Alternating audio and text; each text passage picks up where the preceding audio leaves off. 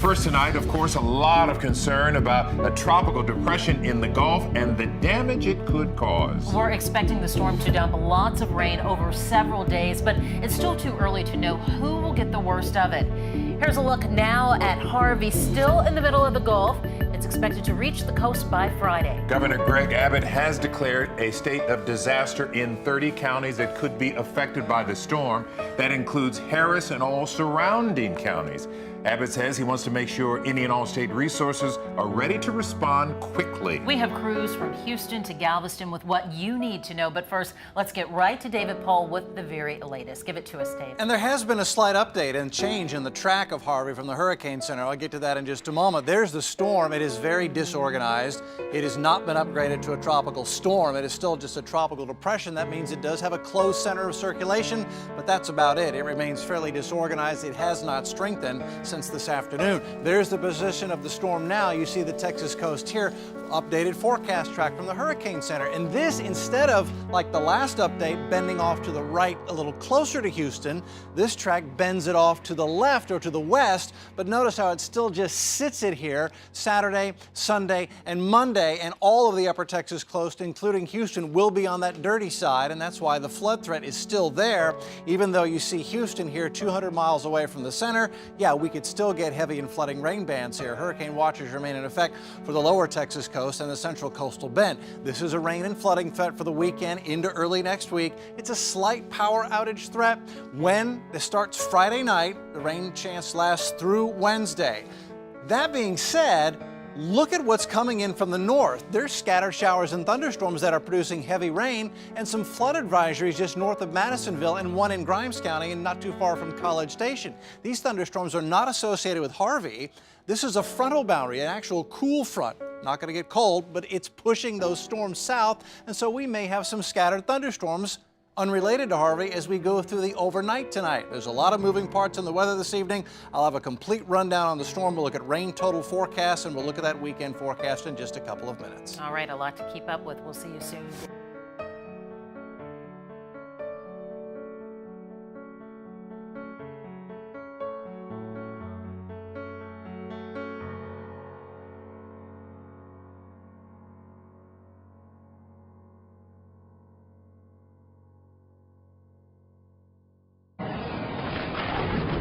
Hurricane Harvey, it's taking aim at Texas as emergency officials start ordering mandatory evacuations along the Gulf Coast. The predictions are very serious.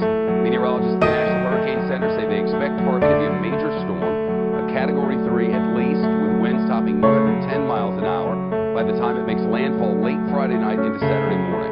The target area, never want to be too specific, but anywhere from the central part of the Texas Gulf Coast up to the Houston and Galveston area. Predictions hold, Harvey will be the first major hurricane to hit the U.S. in 12 years. Then the Hurricane Center says it expects it to stall and dump heavy rains for days. People are getting ready for this storm, and they don't have a lot of time left, filling sandbags, stocking up on water and gas, covering their windows and doors with plywood.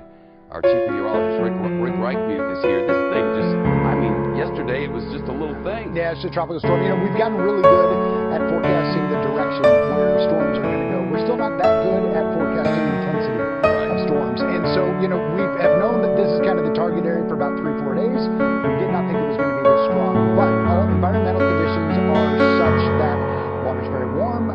There is nothing really in the upper atmosphere to disturb it.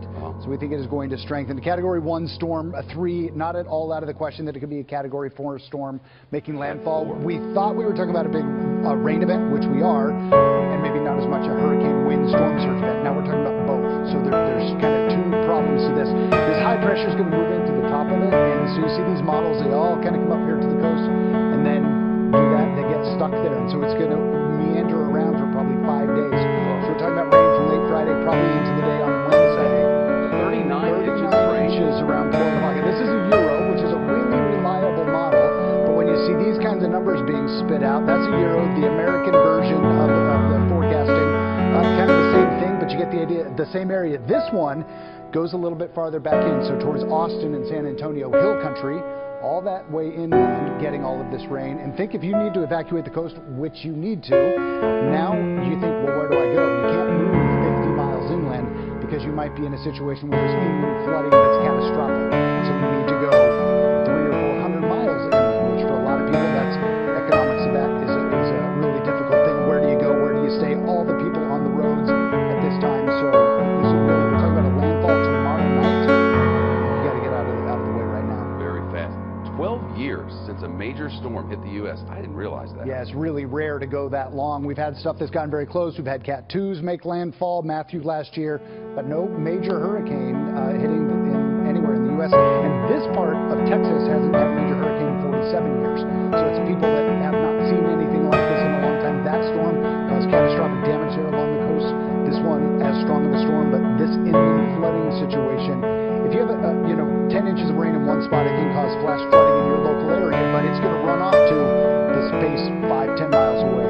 If you have this big of an area getting that kind of rain, that water can't get out of there quickly at all, especially with all this just very low-lying area. We're talking about a wide swath area of Texas here with flooding.